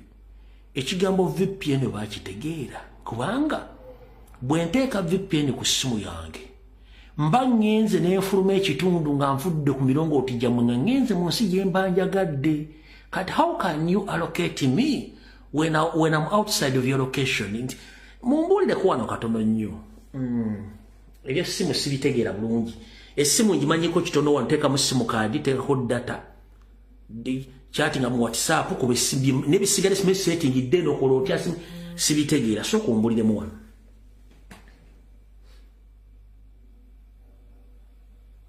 Mbulira mu wano nkuwadde dakiika 2 mbulira mu wano.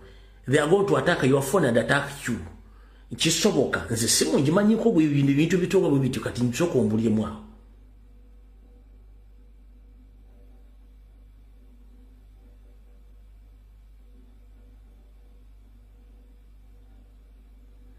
Musa, yes, they can. Type more. Please elaborate.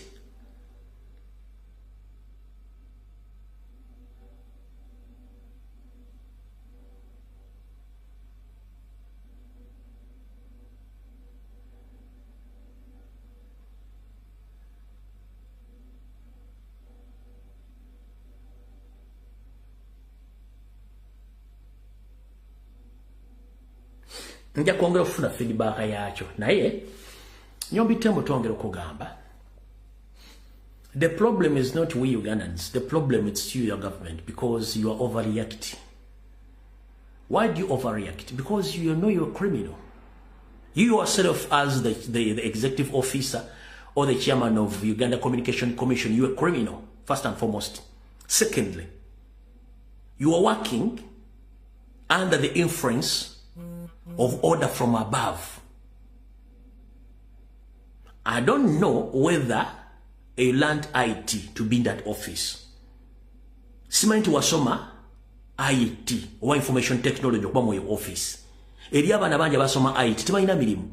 Wabula gwe omuntu yasoma oba wasoma bikisima n'okunoonyerezako bye wasoma. Oli mu office enkyamu odiringa n'abantu abakyamu. Okitegedde bulungi nnyo. Nze kyemanyi mu nsi yonna. Kyemanyi kiri ekintu kimu wamu. Okufuna access ku kintu ekisimu zonna zirina okuba nga ziri registered. Ziri registered ng'essimu omutwe guli registered. Mu Uganda. Nga n'owa police essimu gy'akwata nzibe. N'ow'amagye essimu gy'akwata nzibe. Kubanga mu nsi zino kyemmanyiiko. Oli bw'akubbako essimu yo. You just need a serial number. A serial number of that phone. Owa betaaga bwetaazi essimu kadi eri mu ssimu they can allocate you. Kubanga essimu zonna ziri registered mu system. Wano oyingiza essimu ku kisaawe, message n'ogifuna after 3 hours ne bagamba essimu eno eyingidde mu nsi eno tugikulekedde ogikozesa emyezi 3 ogenda ogiregisteringe esasula omusolo. Bw'otakikola myezi 3 essimu y'omutwe tugenda gujjako. Ku kisaawe nga wakayingira bw'oti bakusindikira either izo kujja within 2 days or 1 day. Ne bakusindikira magati essimu ye eyingidde mu territory za target ye. Ogenda gikozesa emyezi 3 ku mukaaga. Bwe giggwako ejja kugibwako oba genda ogiregisteringe esasule n'omusolo. Ekyo bwe kiri wano. Kati mu Uganda n'owa police essimu gy'akwata nzibe. Ow'amagye essimu gy'akwata nzibe. Oyinza n'okugenda okungana Nyombi Tembo essimu gy'akwata yennyini nayo nga nzibe. Nga ne mukazi we essimu gy'akwata yakunzibe. Kubanga mwena mubba bizibiti bya gavumenti. Mugenda mu revenue, mugenda mu revenue nga mulimu abantu balamedde osasula omusolo ne mugula ebintu ku bbeeyi layisi ebya layisi. Nga n'emmotoka ze mugula zennyini nazo muvuga nazo nzibe.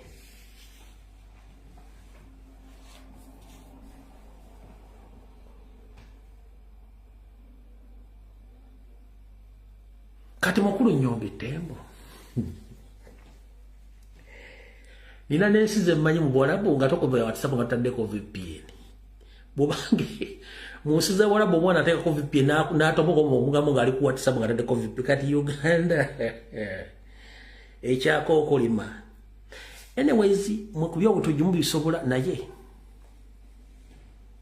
Katonda y'amanyi. N'olw'ensonga eyo njala kufundikira akatambi kano. Akatambi kano kafundikira bagamba bwe bati. Kulwa Katonda n'ensi yaffe Uganda. Mbasaba n'obuwombeefu tulwanire eggwanga eryo. Tolinda president, tolinda Lumbuye. bobo ina chosobola kufacilitating nga kifacilitating. Now I na ideology yokubo, please don't expose your ideology or your plan. Initiate that program or that mission or that plan. Mwena ba comrade bali ku mutimbagano mbagala nnyo. Ekintu kibayita surgical operation nga munakikola ku social media temukiteekako. Surgical operation ebera inbuilt plan nga you have to execute it you alone or more than one person nga it's a secret. Temwogera program yonna plan yonna yakukola mu demonstration oba yakola mu kintu kyonna mukireke mukikole nga temukyogedde. Bakomredi mwenda mbasa bali ku social media please. Wano wetulaga level teyetaaga mu lugambo, teyetaaga mu kintu kyonna, yetaaga ekintu eki. Lowooza ku kikolwa kiteeke mu nkola tokisaasaanya. First and foremost, you need to identify ani gwogenda okikola naye. Ekirala kye nsobodde okufuna mu kalulu kano ak'olwaliro nga nfundikira nfunyemu ekintu kino wammanga. Tubadde n'abantu bangi nga tetubamanyi be baani. Nga tomanyi nani gwoyinza oteresa jambiyayo. Nga tomanyi ani gwoyinza teresa mundu yo. Tomanyi ani gwoyinza gamba owaaye tokutereseza akasente kano kakufaaniga struggle. Nga tomanyi ani gwogenda kubuulira ku kyama kubanga enkwezenge zibadde nnyingi. Enkwezenge tezibadde mbana byabufuzi bokka ne bantu bannaffe mulimu enkwezenge nga tali trusted ku nsimbi. Nga tali trusted ku nsimbi. Oli amusindikira ssente za munne, oyo ssente n'azirya nga tazituusiza. Bamusindikira ssente agenda akola ekintu gundi, ekintu takikoze takikyusiza. Bamuwa omulimu agenda gukola, omulimu n'atagukola. Bamugamba agenda okola ekintu nakyakituukiriza. Abo nabo tubalina mu struggle. Kati right now akasengejja ka struggle enezeeko katulazaani gw'oyinza okudiringa naye, gw'ogenda okukolagana naye, gw'ogenda okuteresa ekyama kyo mu buli ngeri yonna ebeesoboka. Tulabye ebintu bingi nnyo. Kati tumanyani okuteresa ekyama. Tumanyani ali mu struggle. Tumanyani yajja okubega. Tumanyani yalinyira ku square yayagala ki. Okitegera bulungi nnyo. Ne ku ground tumanya abaana abali ku mulamwa. Abaana baagala okugulwa we bali. Kadda kino kankikugambe.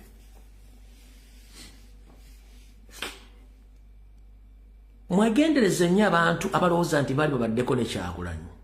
Nga kati bakolera gavumenti nga boogera nnyo nti bamumanyi. Tebamumanyi. Nkiddamu. Wegendereze nnyo abantu abali ku TV nga boogera nti nze Kyagulanyi manyi nabeera naye ne Kyagulanyi kino takisobola, kino teyakikola bw'ati, kino kyali bw'ekiti teyakikola. Mubuuze ye nga ye akyogera kikyasobola kyalina. Abamu tebalina n'amayumba basula mu motoka zaabwe. Abakazi babalimu. If you can't manage yourself as a man, otandika otya okwogera ku musajja alina amaka, alina business, addukanyiza political party, asuza Museveni nga atambula ng'emmotoka eweddemu amafuta. First and foremost, oinaga Museveni talina Kyagulanyi talina structure, y'ensonga lwaki tewalina command. Command ojagaza ki? Nobo okutuuka wano yasooka neegezako buli kimu kyonna ekisobola okukola structure okuva ku kyalo okutuuka waggulu. Museveni n'azigula. Nga namwe yebaguliramu. Mubangambire namwe yebaguliramu. The likes of Abitex, Babajjo, baani bonna. Kati akubuuza structure nga naye Museveni yamuguliramu. Aba anyumya mboozi ki? Mubangambire lumbu yeyagambye. Abuuza Kyagulanyi bwe talina komandi kuva ku LC1 mbwesobola komandinga ntalo nakwekalakasa mubuuze. Ye bwe yali mu Nuupu lwaki Museveni yamugula n'amutwalira mu structure ezasooka? Teyali structure.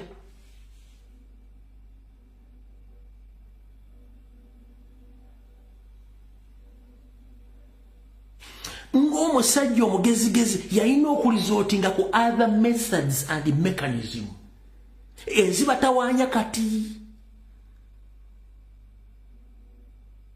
Munoonya structures temuziraba.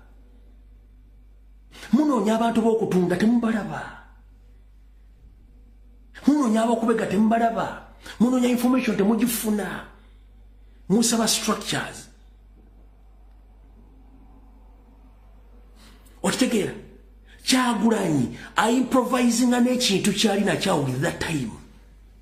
yoyo gwe mutajja kutegeera okitegeera eriyo n'abantu naturally nga bali gifted nti bw'omwataakinga afuna engeri gy'obuzovingamu attack ozze bwotyo nti kankola oyo Kyagulanyi nze nange wano ku social media eva abantu baataakinga ideology zange ne ngamba awo ataakinze ti sirika mukko n'osirika essa newayitawo ennaku ntono nnyo system gyabadde akwataakingiramu ate nga yagezaako ate ogidi activate nga ate agikosaga no problem kyejjako kye nasomesa mu ntandiko ekyokuteeka abantu mu mbeera ey'okwekalakaasa kye tweta kati kiri mu kusomesa essaawa zino naye nga you have to prepare people okitegeera kati njala baga bannayuganda mwenna raise up n'abasobola okukola ekintu kyonna mukikole ku lwa Katonda n'ensi yammwe ompulira bulungi buli muntu yenna ng'olina kyoyagala okukola nga kiyamba eggwanga likiteeke mu nto kiteeke mu nkola tokibuulira bangi kuba tugamba nti omu abibira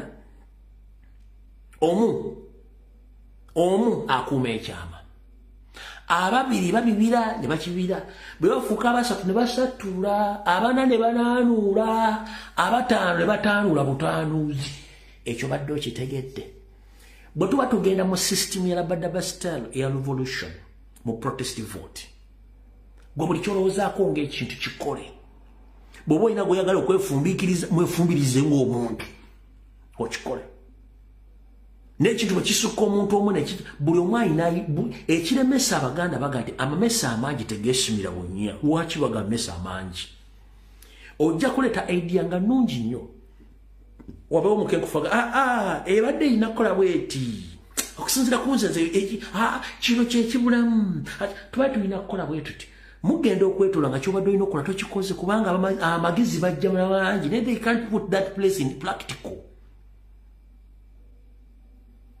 okitegeera kati gwe muganda ewanyu olina lo wafunga lokola kyolina okukola surgical operation gyeri vumbikiriza akasajja wokasanga nti kano kakikanyampi kampiima kapiimise sanga okasajja akasajja kaduyise okitegeera naye ngenda baga mu lwana enkola ya kivietnam emisana genda mu zigometa ekiro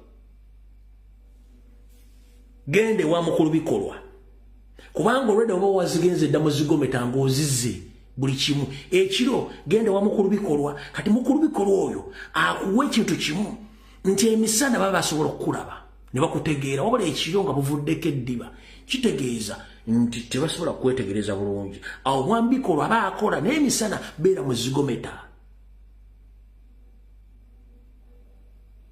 kitegedde bulungi nnyo so mukama 13 mpeera video njimaze nga nejjo okugamba mugane nga nfundikira toggwa mu maanyi struggle gibeeremu kulwaba Eddie Mutwe kulwaba Kirewo Kivumbi kulwaba abaana bonna bali makomera n'abali mu kunoonyezebwa gibeeremu naffe twandibadde tugisuulawo ne toggwa mu maanyi okuwa banyaga tokuwanga banyaga ye time entufu olina okukolera ekintu kino kuwa Abaganda baffe lwaki tubabeerere mu beegayiridde nnyo tetuva mu kintu kino omusajja ye omubiri ku lwaffe tetumuvaamu essaawa zino kubanga manyi enale mu kyeyagala era mugende ku miti bagenda kubuuza kati Kyagulanyi azzaako ki akubuuza Kyagulanyi azzaako ki mubuuza okola mulimu ki gwozzaako ki mu bulamu kubanga tomanyi kijja gwakubuuza nti oyo akubuuza Kyagulanyi mubuuze gwozzaako ki kuba sigobadde mbi obufuzo zaako ki kubanga obusiru bayonka buyonke babuyonka batya ye kyatasobola ayagala omuntu akikole bwe kimulemerera era amuvumirire naye koli kyakola kiyamba ye Kyagulanyi kyakola kiyamba gwe in fact ye tagenda buli kimu akirina Kyagulanyi buli kimu akirina naye ayamba gwe omwavu emponga byoya akyasaba omutwalo ompulira bulungi nnyo n'olw'ensonga eyo ku lw'Abaganda baffe tusigale mu struggle ku lw'Abaganda baffe tu protecting a president ku lw'Abaganda baffe tetusobola kuleka Museveni twala nsi eyo bajjajjaffe bagirwanira emyaka miyitirivu nnyo gituusa bweri newankubadde bakolamu era fe era tuzerectifying tuzitereeze abafandinga mufandinge abanoonya solutions muzinoonye solutions nga president bwe tumukuuma tumuprotecting obudde bukyali okuva mu kintu kino mbaagala nnyo ekintu musobodde okutegeera bannaddiini bakolera ani obadde ojja kulwa okubategeera nti bakolera ani otegedde ba YouTube obadde ojja kulwa okubategeera otegedde abasuubuzi abakulembera abasuubuzi mu Kampala bakolera ani obadde ojja kulwa okubategeera mu bwawakanira obadde ono bategeera ddi obadde ono otegeera ddi bannabyabufuzi bali b'enkwe obadde ono otegeera ddi neneba omutemu akolaga ne Museveni kati mulinde wali mu party 1 party 2 nga tuyingidde entabwe ajja kutegeera ekituufu kyeki kulwa Katonda n'ensi yange video wedde mweraba